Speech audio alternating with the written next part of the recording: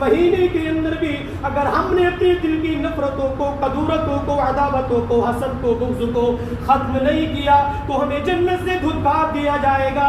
اللہ کے نبی فرما رہے یہ سارے کے سارے عمل کرو، سلام کو زیادہ سے زیادہ عام کرو، معاشرے میں سلام کو پھیلاؤ، یتیموں کو، بیواؤں کو، غریبوں کو، مہمانوں کو کھانا کھلاؤ۔ رات میں جب سب سو رہے ہو تو نماز پڑھو، تہجد کی نماز پڑھو، قیام اللیل کرو، تراویح کی نماز پڑھو۔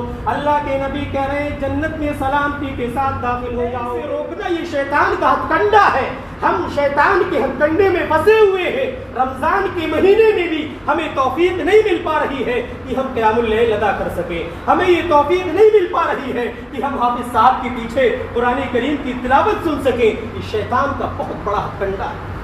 بسم اللہ الرحمن الرحیم۔ عن علی رضی اللہ تعالی عنہ ان النبی صلی اللہ علیہ وسلم طرقه وفاطمة لیلا فقال الا تصلیان۔ قیام اللیل کی فضیلت کے حوالے سے چند باتیں ہمارے سامنے آئی تھیں۔ قیام اللیل کے سلسلے میں ہم نے یہ سنا تھا کہ اس کی کتنی زیادہ فضیلت ہے، مومنوں کا کیا معمول ہوتا ہے اس کی ادائیگی کے سلسلے میں۔ نبی اکرم جناب محمد رسول اللہ صلی اللہ علیہ وسلم کا کیا معمول تھا، صحابہ اکرام کا کیا معمول تھا، یہ چند چیزیں آپ کے سامنے آئی تھیں۔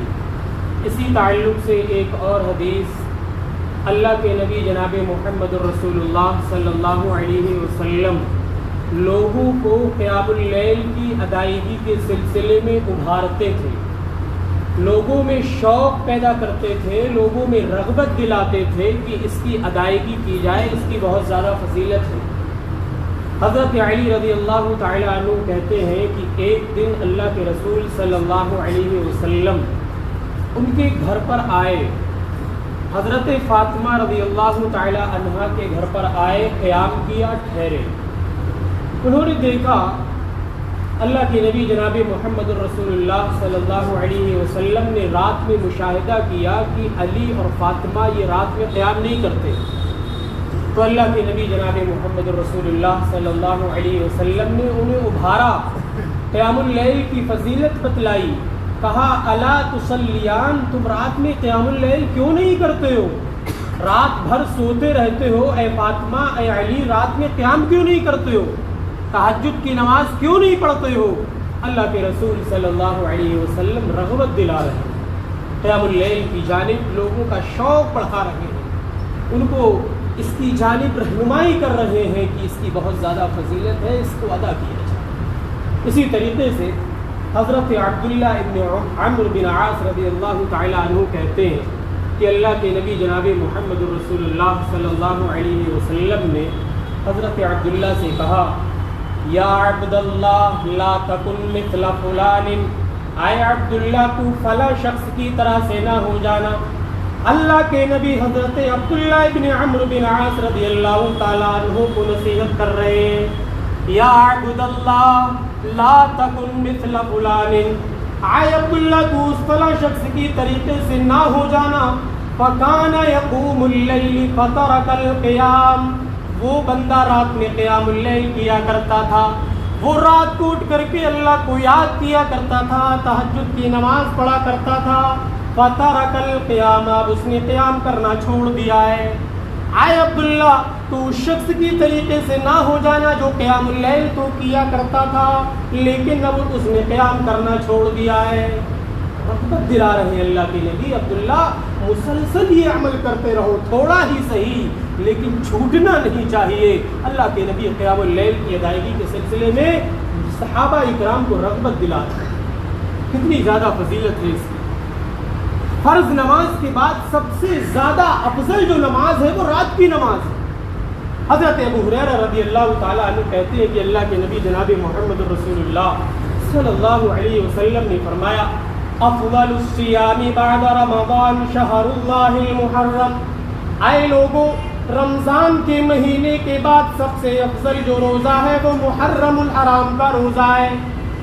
اللہ کے نبی نے رمضان کے مہینے کے بعد سب سے افضل روزہ محرم الحرام کا روزہ قرار دیا. وَأَفْضَلُ الصَّلَاةِ بَعْدَ الْفَرِيضَةِ صَلَاةُ اللَّيْلِ، اور فرض نماز کے بعد سب سے افضل جو نماز ہے وہ رات کی نماز ہے.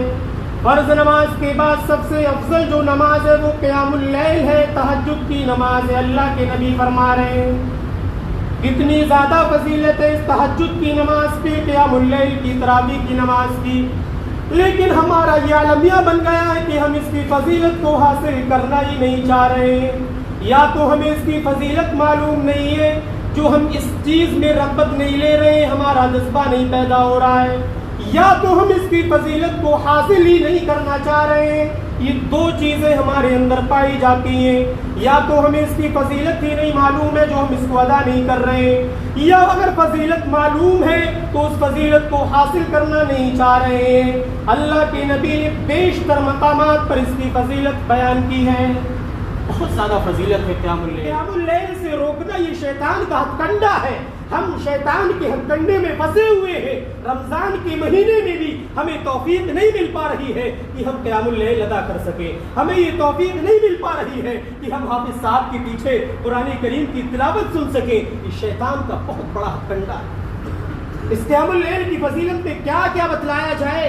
یہ قیام اللیل دراصل ان اعمال میں سے ہے جو انسان کو جنت کی طرف لے کر کے جاتا ہے. ہر انسان کی تمنا ہوتی ہے کہ اللہ تعالیٰ اس کو جنت میں جگہ دے دے، لیکن یہ تمنا کوئی نہیں کرتا ہے کہ جنت میں لے جانے والے اعمال کون سے ہیں، ان کو کیا جائے، ان کو اپنایا جائے، ان کو اپنی زندگی میں نافذ کیا جائے تاکہ جنت مل جائے.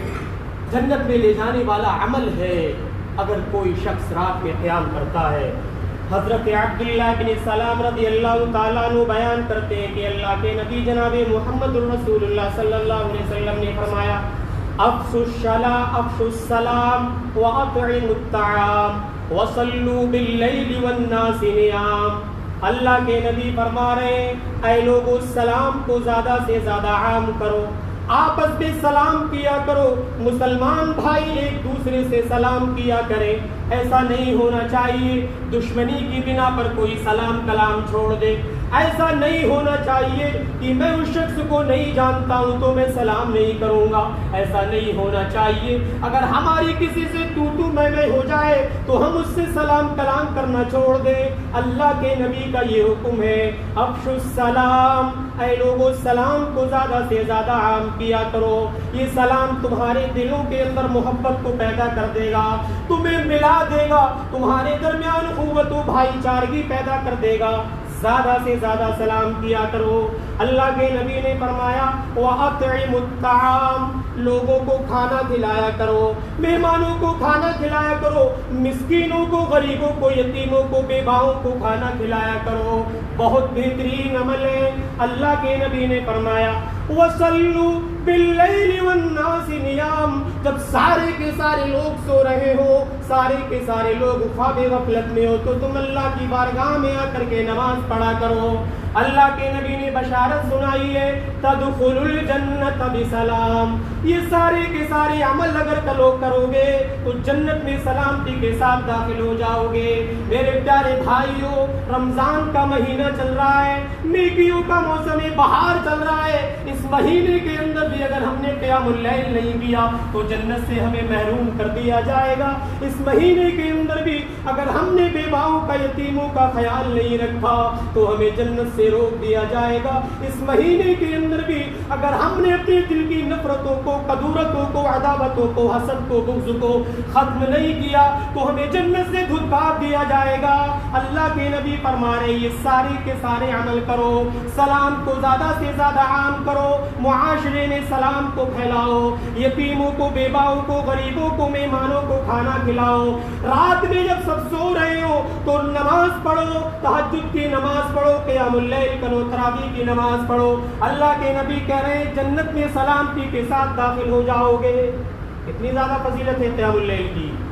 ضرورت اس بات کی ہے کہ اس مہینے میں ہوش کے ناخن لیے جائیں. جو فضائل والے اعمال ہیں کم از کم ان کو ادا کیا جائے. قیام اللیل کی بہت زیادہ فضیلت ہے.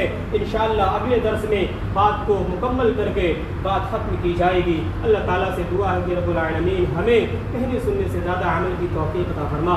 رب العالمین کو ہمیں ان تمام کے تمام اعمال کی فضیلت کو سمجھنے اور ان پر کاربند ہونے کی توفیق عطا فرما. وآخر دعوانا الحمد للہ رب العالمین.